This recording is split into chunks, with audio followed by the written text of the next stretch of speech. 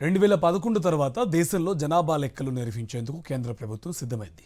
ఈ క్రమంలోనే ప్రక్రియకు సంబంధించిన నోటిఫికేషన్ను కేంద్ర ప్రభుత్వం జారీ చేసింది. జనాభా లెక్కల సన్నాహాలపై సమీక్షించేందుకు కేంద్ర హోంశాఖ కార్యదర్శి గోవింద్ మోహన్ సహా ఇతర అధికారులతో అమిత్ షా భేటీ అయ్యారు.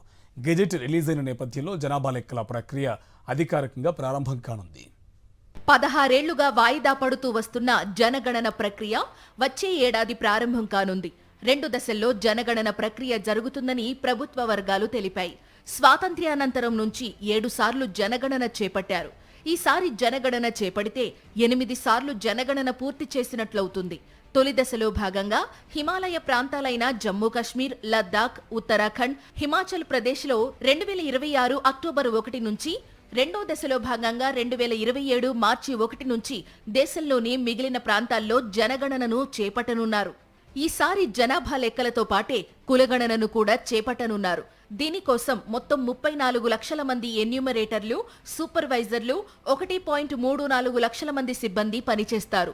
ఈసారి జనాభా లెక్కల సేకరణ అంతా ట్యాబ్ల ద్వారా పూర్తిగా డిజిటల్ రూపంలోనే సాగుతుందని కేంద్ర హోంశాఖ వెల్లడించింది. ప్రభుత్వం వెల్లడించే పోర్టళ్లు, యాప్లలో ప్రజలు సొంతంగానే తమ వివరాలను నమోదు చేసే వెసులుబాటు కల్పిస్తున్నారు. డేటా భద్రత కోసం కఠినమైన చర్యలు తీసుకుంటున్నట్లు ప్రభుత్వం తెలిపింది. సమాచార సేకరణ, బదిలీ, స్టోరేజీని అత్యంత కట్టుదిట్టంగా చేపడుతున్నట్లు పేర్కొంది. సెక్షన్ 3 జనగణన చట్టం 1948 ప్రకారం కులగణనను చేపట్టనున్నట్టు వివరించింది. దేశంలో జనగణనను 10 ఏళ్లకోసారి నిర్వహిస్తారు. చివరిసారిగా 2011లో ఈ ప్రక్రియను చేపట్టారు. 2 విడతల్లో ఈ ప్రక్రియ జరిగింది. వాస్తవానికి 2021లోనే జనగణనను నిర్వహించాలి. అయితే కోవిడ్ కారణంగా ఈ ప్రక్రియ వాయిదా పడింది. అయితే ఇప్పుడు 16 ఏళ్ల తరువాత మళ్లీ ఇప్పుడు జనగణనను నిర్వహించనున్నారు. జనాభా లెక్కల వివరాల నమోదుకు సంబంధించి ఇప్పటికే 30కి పైగా ప్రశ్నలను సిద్ధం చేసినట్టు తెలుస్తోంది. 1872లో తొలిసారి మన దేశంలో జనగణన ప్రారంభం కాగా 1931 నుంచి ఒకే విధమైన ప్రశ్నలే అడుగుతూ వచ్చారు. ఆ తర్వాత 1951 నుంచి ఇప్పటి వరకు అడగని ఒక ప్రశ్నను ఈసారి జనగణనలో అడగనున్నారు. మీ కులం ఏంటనే ప్రశ్నను జనగణన సందర్భంగా అధికారులు ప్రజలను అడుగుతారు.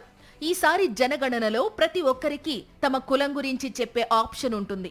1931 తరువాత ఇప్పుడు జనగణన, కులగణనను ఒకేసారి చేపడుతున్నారు. 2021లో జనగణన కోసం ప్రభుత్వం 8,754.23 కోట్లను కేటాయించింది. నేషనల్ పాపులేషన్ రిజిస్టర్ అప్డేటింగ్ కోసం మరో 3,941.35 కోట్లను పక్కన పెట్టింది. అంటే మొత్తంగా 12,695.58 కోట్లను కేటాయించింది. అయితే ఈ 4 ఏళ్లలో జనాభా పెరగడంతో ప్రస్తుతం జనగణనకు 13,000 కోట్ల వరకు ఖర్చయ్యే ఛాన్స్ ఉందని ప్రభుత్వ వర్గాలు అంచనా వేస్తున్నాయి. అయితే 2025-26లో జనగణన కోసం బడ్జెట్లో 574.80 కోట్ల నిధులను మాత్రమే కేంద్రం కేటాయించింది. దీంతో పలువురు జనగణన నిర్వహణపై అనుమానాలు వ్యక్తం చేశారు. అయితే జనగణనకు బడ్జెట్ కేటాయింపుల్లో సవరణలు చేయవచ్చని ప్రభుత్వ వర్గాలు పేర్కొన్నాయి.